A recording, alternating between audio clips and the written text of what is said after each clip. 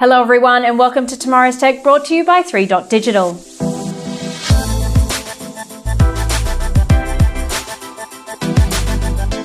Our goal is to help entrepreneurs and business leaders successfully develop and commercialise their technology products and innovations. Today we welcome on the show Dean Dobson. An electrical engineer by trade, Dean spent 25 years with Microsoft in both technical and business management roles.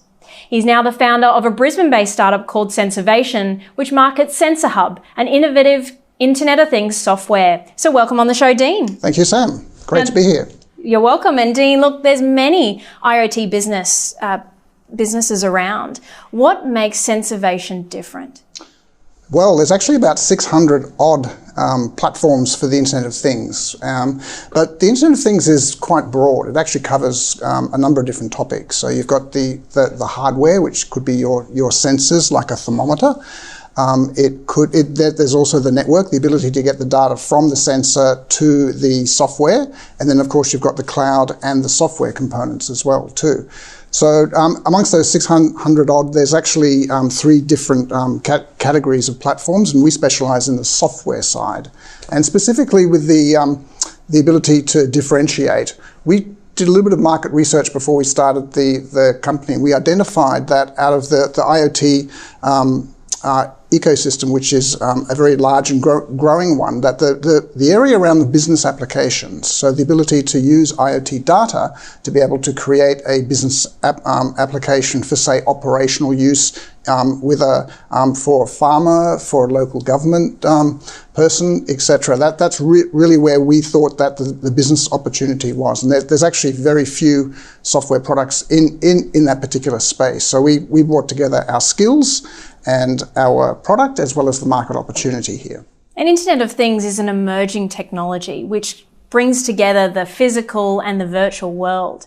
How can startups or Internet of Things startups educate the market and generate revenue through sales? Yeah, there's actually a lot of confusion about what exactly the Internet of Things is. It's very, very broad, as I mentioned before. And especially within the corporate or business space, it's hard to understand where you can extract the value out of an IoT-based solution. We do find that we spend a fair bit of time in educating our customers about where the potential is to save money and improve operations using Internet of Things solutions. But we also have a partner-driven model where we have a channel of partners who actually use our software to build systems for their customers. And we also find that we spend time to educate our partner community as well. That's an insightful perspective, Dean. Do you find it best if channel partners come with the relevant technical and industry knowledge? Yeah, for sure. But as I mentioned before, the IoT actually encompasses your hardware, network, and software. And to find a partner who's actually really deep in expertise in all 3 of those is pretty difficult.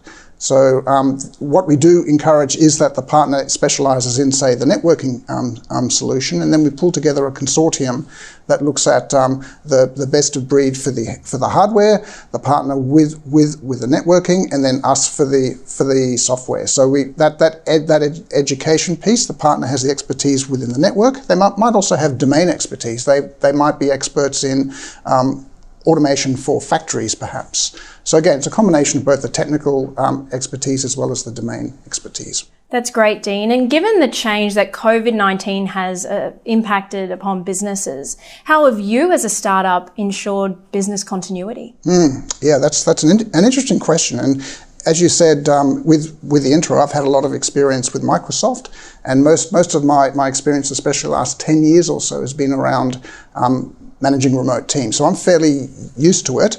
And there's a bit of a knack to it. I think the key is actually to over-communicate, because you're going to miss the verbal cues that happen here, right? Because Absolutely. You can see me, my hand expressions, etc. And using the tools as well. And not just one tool like, say, Zoom, but look at using the phone, instant messaging, mail as well is pretty useful. So get your messages out in the different channels, and also look at over communicating to make up for that lack of the physical connectiveness. And do you see that consideration should also extend to your customer base as well? Indeed, yes. Dean, with your experience in business as a founder of a growing startup, what lessons would you advise other startups at the current time as we move into a post-COVID environment? Yeah, that's a good question. I think as a startup, you've got to have a level of agility, and also look at it potentially as a cloud with a silver lining here, that there are new opportunities that are opening up because of that. And any good startup would know, as you put your plans together, your initial business plans, and you take your product to market, when you get the feedback from the market, it's not necessarily the same as what you thought as you compiled your plan. So the concept of a pivot is to say, well, let's look at what the market is saying to us, and let's adjust our plans to suit. Now, in the COVID environment, it's exactly the same, where the business environment is now different.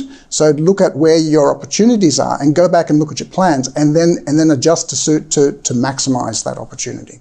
That's useful perspective, Dean. And thank you for coming on the show and sharing. Thank you, Sam. Great to be here. And thank you to our viewers for joining us on Tomorrow's Tech. Dean shared some useful perspective on how you can differentiate yourself as an IoT startup. Please feel free to reach out to Dean from Sensorvation and the team here at 3Digital for further support and perspective. And until next time, we'll see you on Tomorrow's Tech.